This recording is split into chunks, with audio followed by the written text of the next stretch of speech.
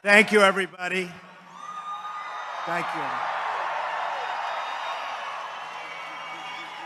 I didn't know that Melania was going to be saying the Lord's Prayer, but I thought that was very beautiful. Thank you. Thank you. Right. It's so great to be here in Florida, my second home with you. This is a state I truly love. This is a state where we all had great victory together. Thank you. It's now been 1 month since my inauguration, and I am here to tell you about our incredible progress in making America great again.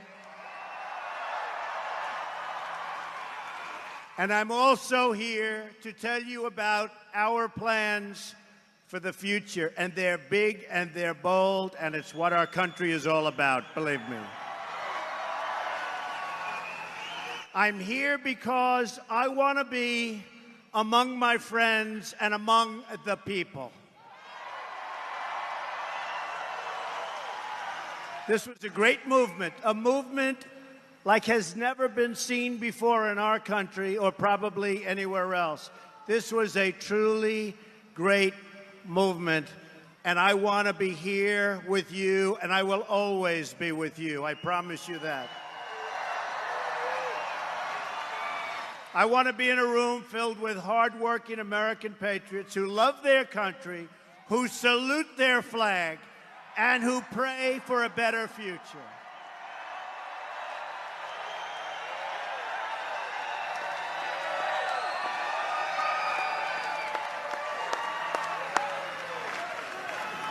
I also want to speak to you without the filter of the fake news.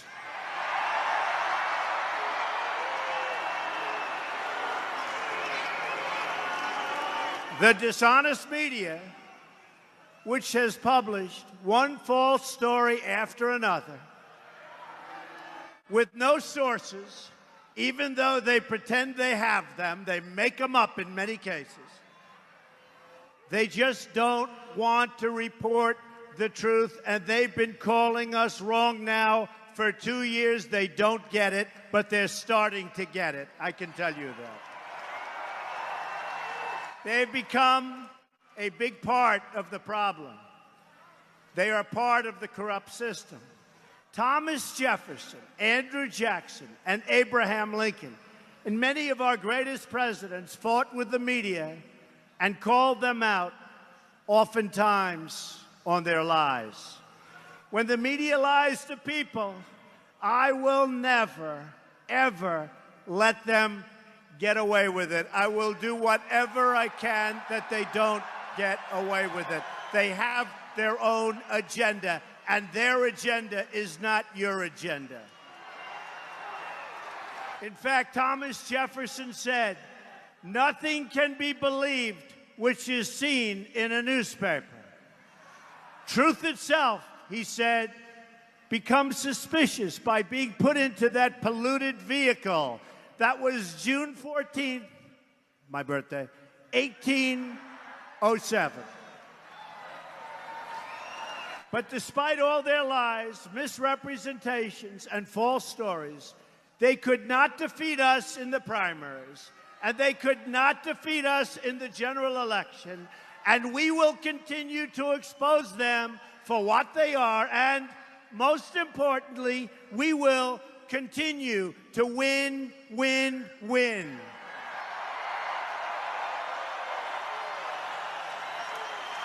We are not going to let the fake news tell us what to do, how to live, or what to believe.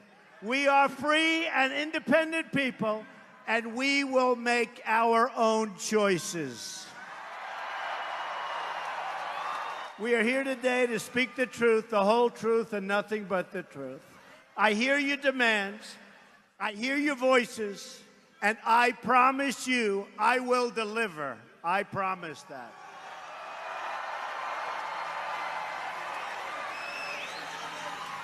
And by the way, you've seen what we've accomplished in a very short period of time. The White House is running so smoothly, so smoothly. And believe me, I and we inherited one big mess. That I can tell you. But I know that you want safe neighborhoods where the streets belong to families and communities, not gang members and drug dealers who are right now, as I speak, being thrown out of the country, and they will not be let back in. We will have strong borders again.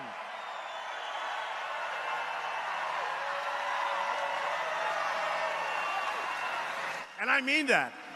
And you've seen it on television. You've seen it on television. General Kelly, now Secretary Kelly, he's really doing the job. You're seeing it. The gang members, bad, bad people. I said it day one. And they're going out. Or they're being put in prison. But for the most part, get them the hell out of here. Bring them back to where they came from. The fact is, you want great schools for your children. You want good, high-paying jobs for yourselves and for your loved ones and for the future of your families. You want a health care system, and by the way, we are going to be submitting in a couple of weeks a great health care plan that's going to take the place of the disaster known as Obamacare. It will be repealed and replaced. And for those people, the people that are put into rooms where Republicans are talking about the plan, and it wouldn't matter what they say, for those people, just so you understand, our plan will be much better health care at a much lower cost, okay? Nothing to complain about. Obamacare, remember, it is a disaster. You want low-cost American energy also, which means lifting the restrictions on oil, on shale, on natural gas, and on clean, very clean coal. We're going to put the miners back to work. The miners go back to work. You want us to enforce our immigration laws and to defend our borders.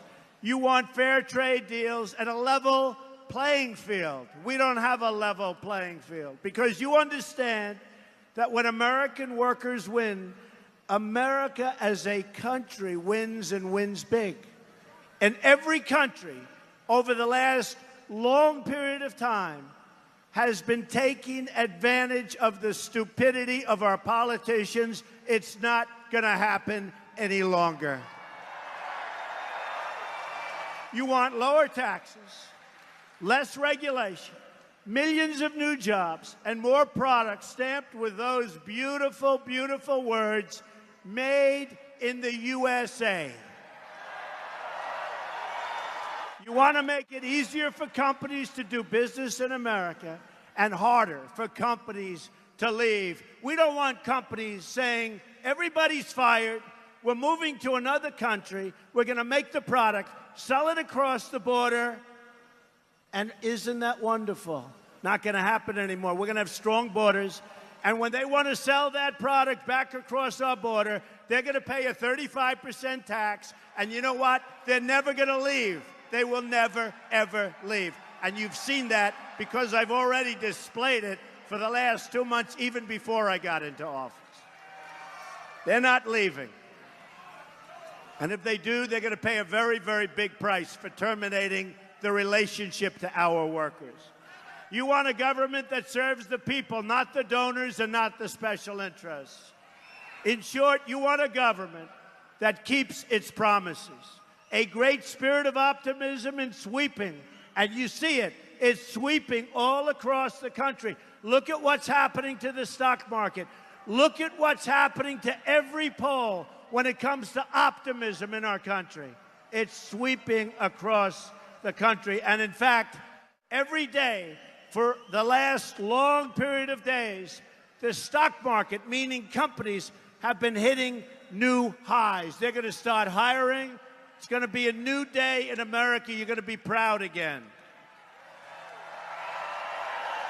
Jobs are already starting to pour back in. They're coming back in like you haven't seen in a long time. Ford, General Motors, Fiat Chrysler are bringing in and bringing back thousands of jobs, investing billions of dollars because of the new business climate that we are creating in our country. In Arizona, Intel, great company, just announced it will open a new plant that will create at least 10,000 brand new, beautiful American jobs.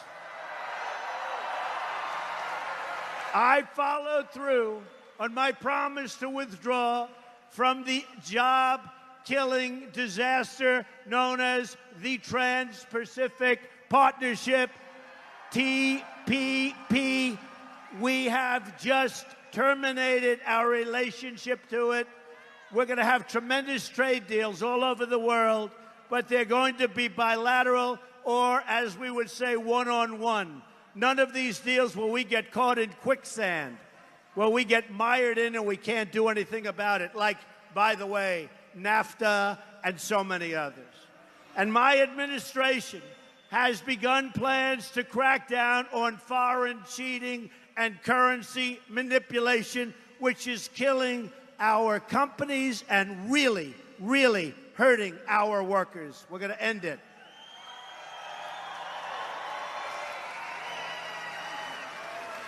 Within a few days of taking the oath of office, I've taken steps to begin the construction of the Keystone and the Dakota Access pipelines.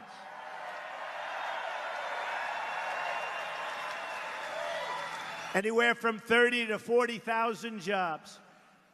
And very importantly, as I was about to sign it, I said, who makes the pipe? Who makes the pipe? Something this audience understands very well, right? Simple question. The lawyers put this very complex document in front. I said, who makes the pipe? They said, sir, it can be made anywhere. I said, not anymore. So I put a little clause on the bottom. The pipe has to be made in the United States of America if we're going to have pipelines.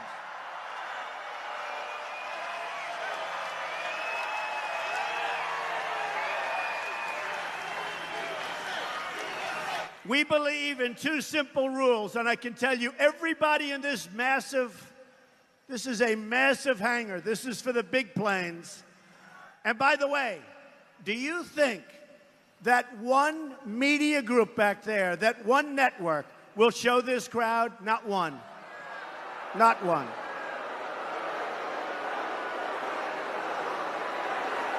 They won't show the crowd. You know, coming in on the plane, and that plane represents so much, and just so you know, they were close to signing a $4.2 billion deal to have a new Air Force One. Can you believe this? I said, no way. I said, I refuse to fly in a $4.2 billion airplane. I refuse. So I got Boeing in, and it is actually two planes. A lot of people don't know. The Air Force One project is actually two planes. Why they need two planes, we'll have to talk about that, but they have two planes. But we've got that price down by over $1 billion, and I probably haven't spoken, to be honest with you, for more than an hour on the project. But I got the generals in who are fantastic. I got Boeing in. But I told Boeing it's not good enough. We're not going to do it. The price is still too high. On the F-35 fighter jet, we were hundreds of billions of dollars over budget. 7 years late. Great plane. Lockheed Martin. A great plane. So think of it. They're 7 years late. They're hundreds of billions of dollars over budget. Other than that, by the way, the project is going extremely well. And I got the folks in from Lockheed Martin, who are terrific people and a terrific product, by the way. I also got Boeing in. I said, do me a favor, give me a competing offer. And now they're competing and fighting. And we've gotten hundreds of millions of dollars off the price of a plane that was going to be ordered. In other words, if my opponent got in, there would have been no calls made to Lockheed and Boeing. They would have signed contracts. So they're going to make plenty of money, but it's going to be a lot less than they would have made without Trump, that I can tell you. And that's, you might as well know about it. Because nobody talks. And by the way, that's for fighter jets, one of the biggest orders in the history of aviation, the order for the F-35. You've been reading about it because it was a disaster under the last administration, a disaster. And now we have it running beautifully. In fact, when the Prime Minister of Japan, Prime Minister Abe, who's great guy, when he came over, he said, "Thank you." I said, "For what?" "You saved us many, many millions of dollars on the F-35 fighter jet." Because when I negotiated, I took our allies into the same negotiation. So the first thing he did was he thanked me for saving them money. And that's good. Okay, that's good. I know the media will never thank me, so at least Japan is thanking me, right? But we believe in two simple rules: buy American and hire American. We believe in that. We've just issued a new order which requires that for every one new regulation, 2 old regulations must be eliminated. And by the way, a new director was just approved. Can you imagine the length of time it's taking the Democrats? And I actually think it's an embarrassment to them. But this is getting into be record-setting territory. These are incredible people. Scott Pruitt was just now approved for the Environmental Protection Agency. He'll do so good. He'll do so good. But he won't have projects going 10 and 12 years and then getting rejected. And they may be rejected, but they'll be rejected quickly. But for the most part, they're going to be accepted. They're going to be environmentally friendly, and he is going to be a great secretary. He will be amazing. So we're very happy. That took place yesterday.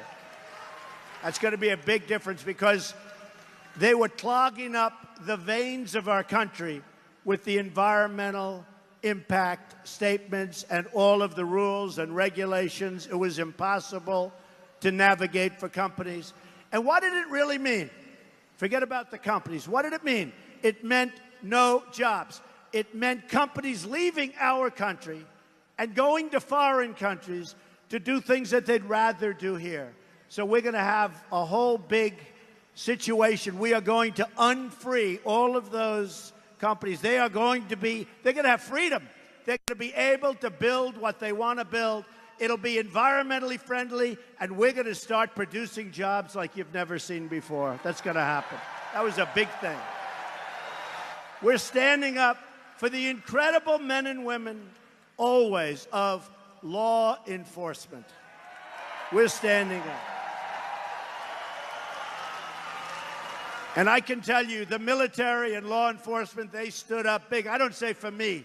I'm the messenger, folks. I'm the messenger. They stood up for us in this last election. We got numbers that nobody believed were possible from law enforcement and from military. Basically, people that wear uniforms like us. Isn't that nice? And I saw this man on television just now. I just saw him on television. He said, "I love Trump. Let Trump do what he has to do." That's my guy right there. It's true. Come here. Come here. No, I'm coming in. That's okay. Let him up. Let him up. I'm not worried about him. I'm only worried he's going to give me a kiss. I'm not worried about anything else. This guy is so great. He was one of many people. They're interviewing people in the line. And I have to say, there's a tiny group of protesters out there, and they were given as much publicity as this massive room packed with people. But they interviewed this man. Come on up here. Come on up. Guy was great. Hop over the fence. Come on.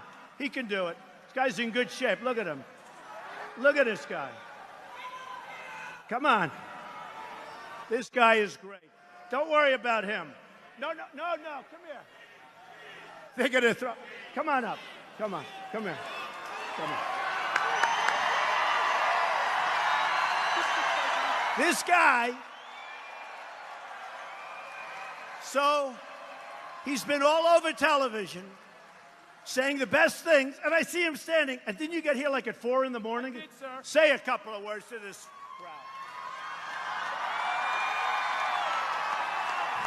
crowd. Mr. President, thank you, sir. We the people, our movement is the reason why our president of the United States is standing here in front of us today.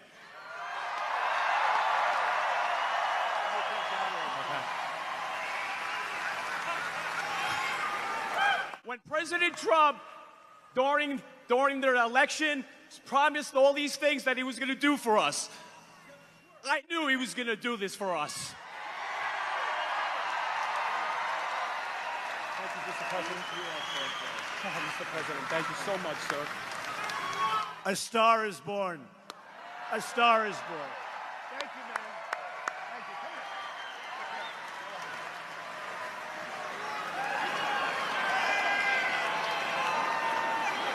here. That's fine.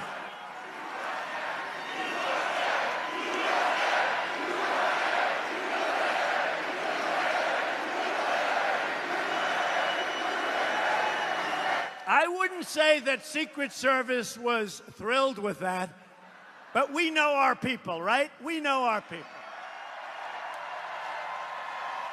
Hey, great guy.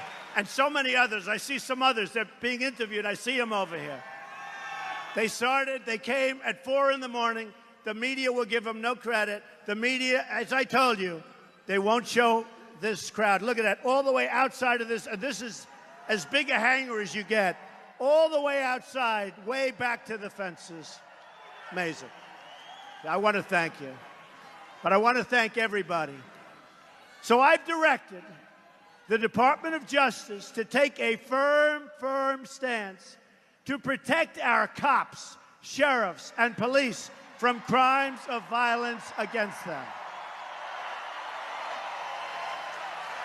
We will work with our police, not against our police. Our police do a great job, and they've never been troubled like they're troubled now. It's very unfair what's happening. So we want to cherish our law enforcement, and we will always protect those who protect us. We've directed the creation of a task force for reducing violent crime in America, including our inner cities. We're going to make our inner cities safe again. Look at what's going on. Look at what's happening in Chicago. Hundreds of shootings, hundreds of deaths.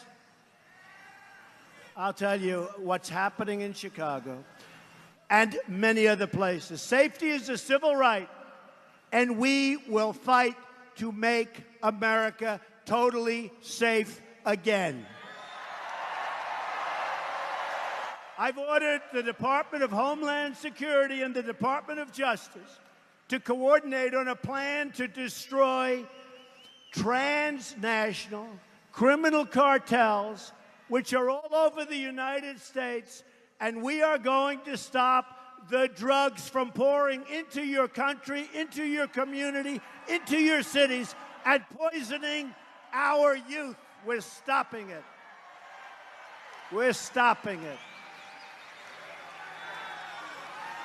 We've taken historic action to secure the southern border, and I've ordered the construction of a great border wall, which will start very shortly.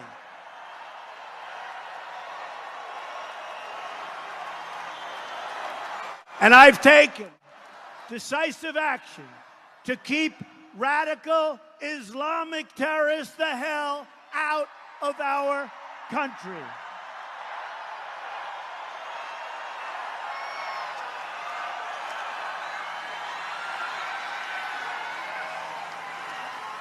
So, you probably read where we want to enforce the laws as existing.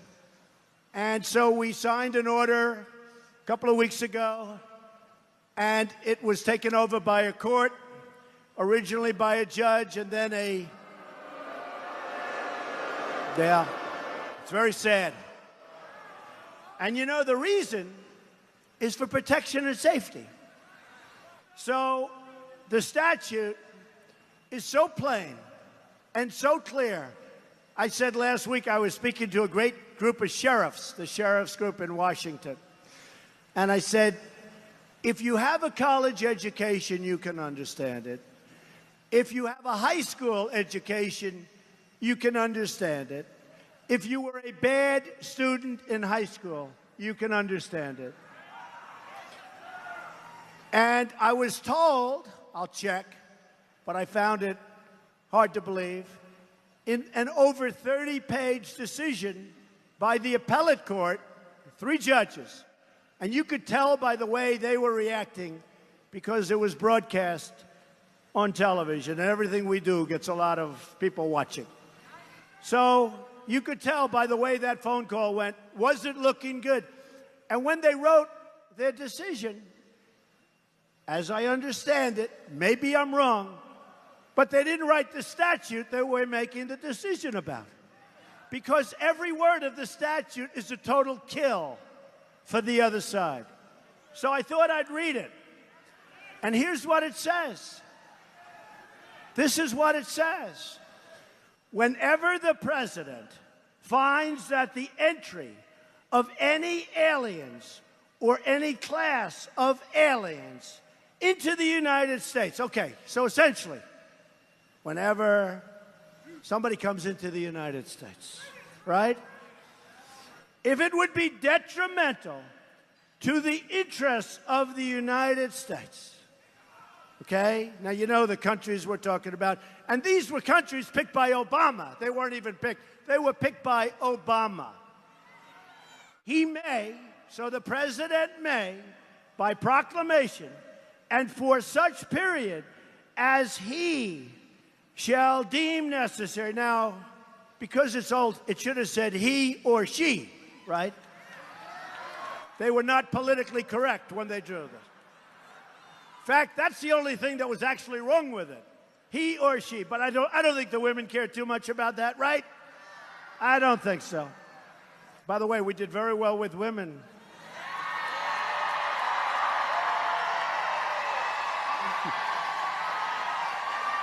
You know, my wife said when some of these phony polls were put out, you know, the CNN poll was so far off.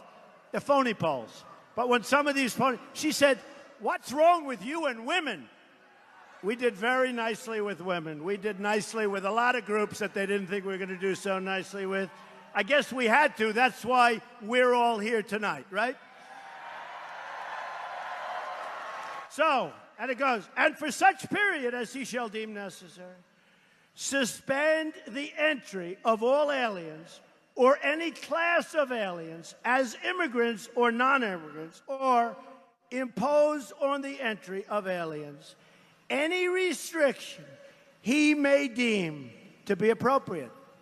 So basically it says the president has the right to keep people out if he feels it's not in the best interest of our country, right? Unbelievable.